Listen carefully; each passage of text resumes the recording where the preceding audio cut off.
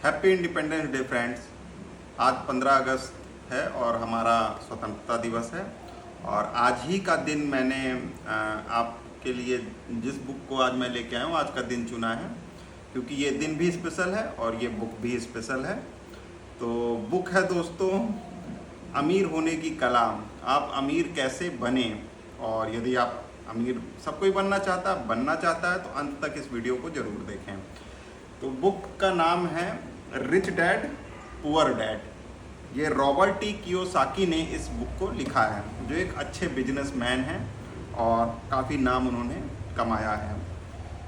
तो इस बुक में दोस्तों अमीर क्यों अमीर है और गरीब क्यों गरीब रह जाता है, या मिडिल क्लास क्यों अमीर नहीं बन पाता है, ऐसी बातों को बताया गया है और बहुत ही सुंदर ढंग से बताया गया है।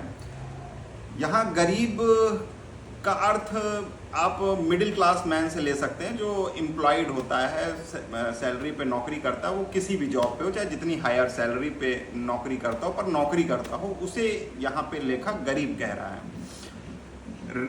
आप खुद भी सहमत होंगे कि विश्व में अमीरों की संख्या, जिन्हें अमीरों में गिना जाता है, गिनी चुनी है।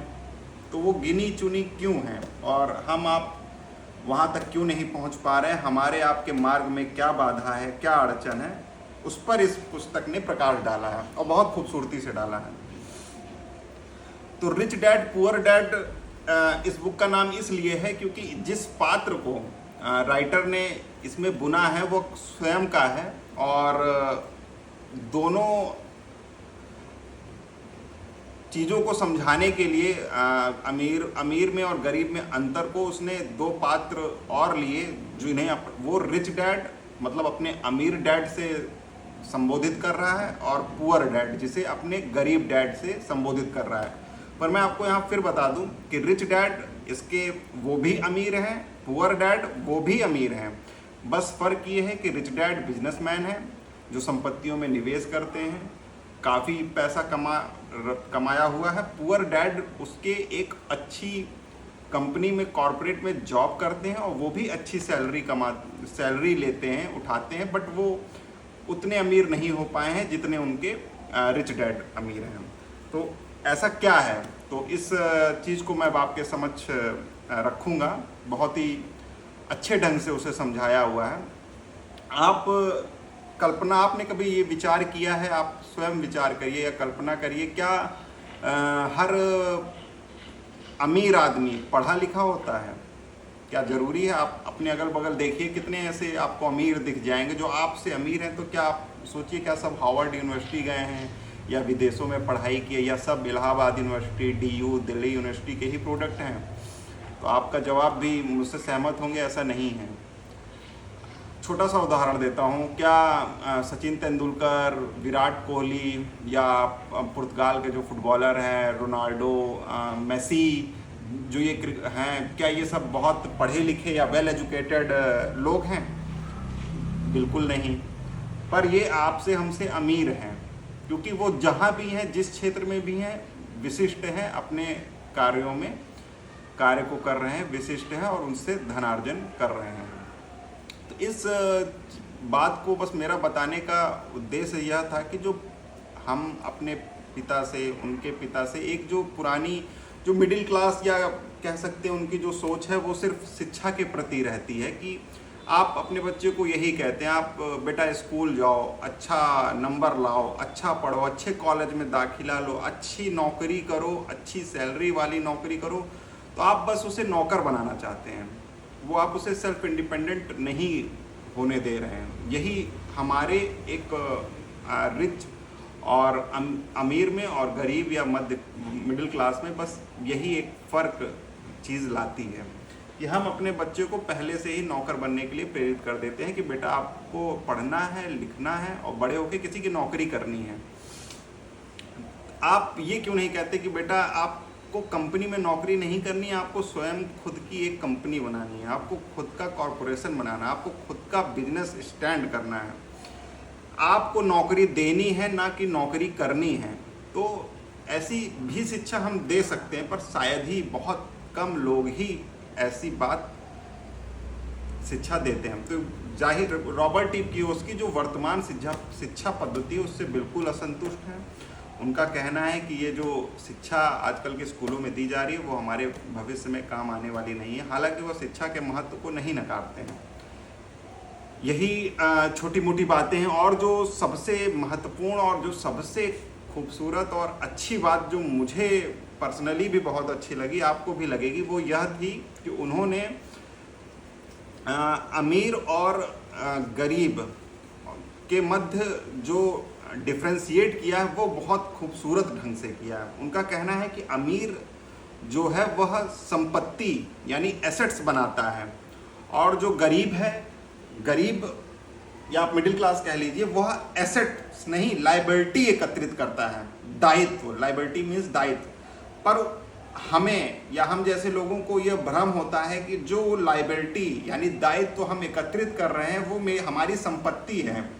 अब छोटा सा एक उदाहरण देख लीजिए। अभी तक मैंने भी अभी हाल ही में आईफोन लिया, मेरी पत्नी वीडियो उसी आईफोन से बना रही है, तो मुझे ये लगा कि ये मेरी संपत्ति है। मैंने एक कोई चीज़ शो ऑफ के लिए ली है, पर इस बुक को पढ़ने के बाद मैंने वास्तव में अनुभव किया कि मेरे पैसे वेस्ट हो गए। मैंने एक लायबिलिटी यानी दायित्व एकत्रित किया। हम मिडिल क्लास जो थोड़ा बहुत पैसा हो जाता है उससे घर बना डालते हैं, करोड़ों रुपए का घर आपका बन जाता है, आप उस घर में रहना शुरू कर देते हैं।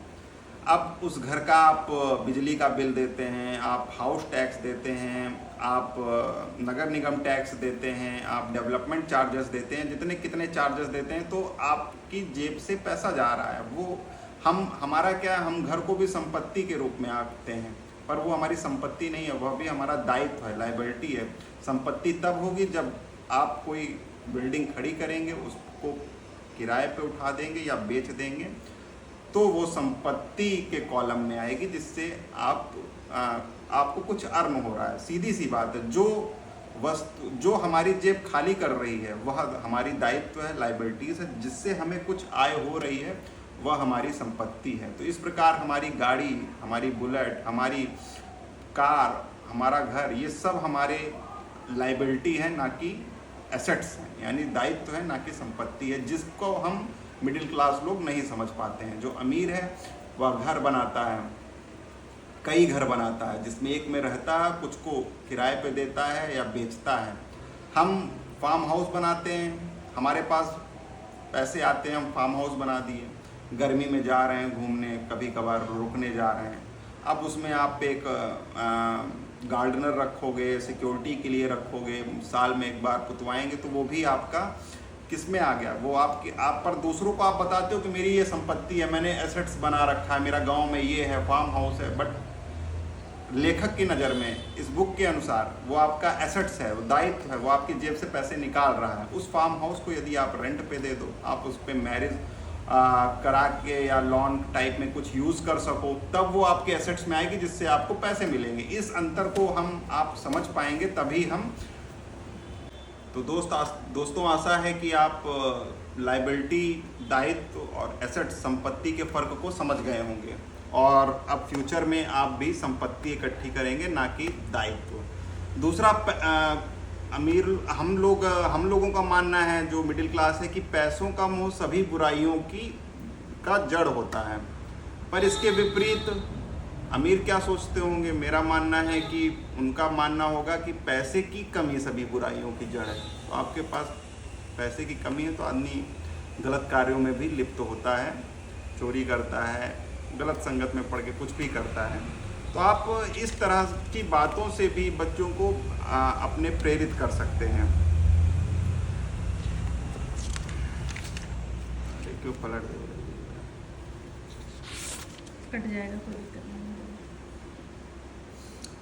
अब ऐसे ही हम लोग जिस हर किसी की अपनी इच्छाएं होती हैं, हर कोई इच्छित वस्तु खरीदना चाहता है। किसी को मोटरसाइकिल का शौक़ है, किसी को कार का शौक़ है, किसी को फ़ोन लेना है। तो आप जब उस वस्तु की इच्छा करते हैं और कहते हैं कि मैं यह नहीं खरीद सकता,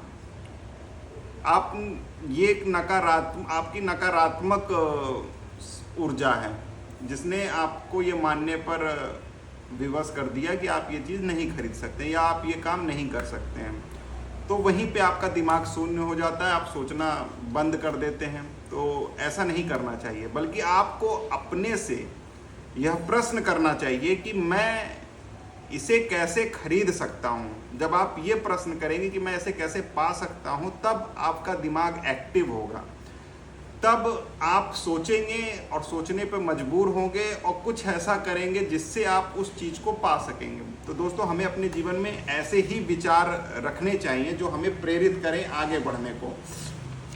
अब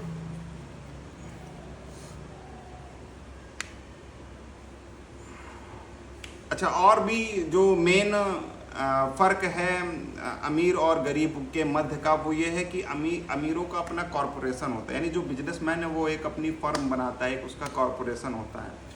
तो जब उसे जो भी वह चीज़ लेता है वह उस कॉरपोरेशन या फर्म की मदद से लेता है, तो उसको वह चीज़ बहुत ही सुलभ और सस्ते में मिलती है, पर हमें वही चीज़ महंगे में मिलती है। एक छोटा सा उदाहरण है, उसको टीवी लेनी है, उसको एसी लेनी है, वह अपने फर्म के या कॉरपोरेशन के नाम पे उसे लेगा, उसको सेंट्रल जीएसटी टैक्स उस पर उसके छूट जाएंगे, और हम आम आदमी उसी चीज़ को प्राप्त करने के लिए सारे टैक्स दे के उसको प्राप्त करेगा। तो अगर कोई टीवी 1 लाख की है तो वह उसे 75,000 की मिलेगी और हमको 1 लाख की भी मिलेगी। तो इस प्रकार एक अमीर आदमी अपने कॉरपोरेशन की मदद से उसके संरक्षण में भी चला जाता है, पर हमको आपको संरक्षित करने के लिए ऐसा कोई चीज़ नहीं होता है। आपको एक और मज़ेदार चीज़ मैं ये बताऊं कि ये पुस्तक सितंबर 2002 में इसका हिंदी संस्करण आया था, तो इससे पहले ही इसकी ये इंग्लिश बुक लिखी गई होगी। और इसी पुस्तक में बस आप सोचिए कि 2002 से पहले ही राइटर ने ये लिख दिया था कि आने वाले समय में 50% लोग पेंशन से वंचित होंगे। और आज देखिए 2022, आज 20 साल बाद ये चीज़, उसकी लिखी चीज़, एक भविष्यवाणी आप कह सकते हैं, आज सत्य है। वास्तव में हम लोगों को आज, हम मिडिल क्लास या नीचे के तबकों को पेंशन नहीं है। ऐसे ही दोस्त, आप ऐसे समझ सकते हैं कि बहुत एक अच्छी बात जो मेरे भी दिल को छुई और प्रेरित करने वाली है, वह राइटर ने क्या लिखा है कि स्वर्ग सभी जाना चाहते हैं पर मरना कोई नहीं चाहता। मतलब कितना खूबसूरत लिख रहा है कि स्वर्ग की इच्छा सबको है कि यार मैं मरूं तो स्वर्ग ही जाऊं, पर मरने का विचार आपके मन में नहीं आता होगा, मरना कोई नहीं चाहता। इसी प्रकार अमीर तो सब बनना चाहते हैं, पर पैसे को खोना कोई नहीं चाहता। तो दोस्तों, जब आप पैसे लगाएंगे नहीं कहीं तो पैसे कमाएंगे कैसे, पैसे पाएंगे कैसे? तो कुछ पाने के लिए कुछ खोना पड़ता है।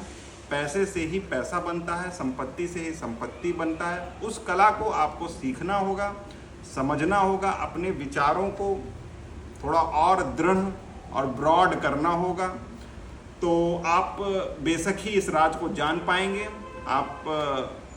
मेरी इच्छा है कि आप भी जीवन में। तो दोस्तों, इसी के साथ इस बुक का सार मैंने आपको बताया। इसमें अमीरों का रहस्य कि वो कैसे अमीर हैं और हम क्यों उस लेवल तक नहीं पहुंच पा रहे हैं, तो बताया गया है। तो आशा है आपको अच्छा लगा होगा, और इस पुस्तक को बिल्कुल पढ़िए, रिच डैड पुअर डैड, आपको अच्छा लगेगा। तब तक तो दोस्तों, जय हिंद, जय भारत। फिर मिलेंगे हम लोग अपने नेक्स्ट किसी अच्छी बुक के साथ, मैं आपके सामने उपस्थित होऊंगा।